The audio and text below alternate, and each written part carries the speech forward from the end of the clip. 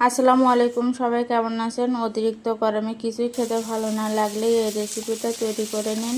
গরমে কাঁচা আম দিয়ে টক ডাল খেতে খুবই ভালো লাগে। এখানে আমি 200 গ্রাম মসুরের ডাল আর ছোট ছোট কয়েকটা টক আম নিয়ে নিলাম। প্রথমে আমি ডালগুলো ধুয়ে নিলাম। ধুয়ে নেওয়ার পর একটা পাত্রে পানি, ডাল, পেঁয়াজ, রসুন আর লবণ দিয়ে 20 মিনিট মতো সেদ্ধ করে নিলাম। ডাল ভালো করে ফুটিয়ে আসার পর আর একটু ঘুটিয়ে নিলাম। পরিমাণ মতো পানি দিয়েছি।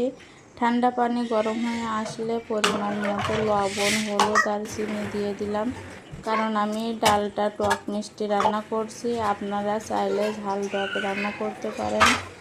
আমি মিষ্টি ডাল পছন্দ করি। ডাল ফুটে আসার পর কেটে রাখা আমগুলো দিয়ে দিলাম। আম দেওয়ার পর 5 থেকে 10 মিনিট জাল করে নিব। অন্য আর একটা পাত্রে সরিষার তেল দিয়ে ডাল ফোড়ন দিলাম। 2 মিনিটের মতো নেড়ে চেড়ে নামিয়ে নিলাম। তৈরি হয়ে গেল গরমের তৃপ্তিকর একটি রান্না, আমের টক ডাল রেসিপি।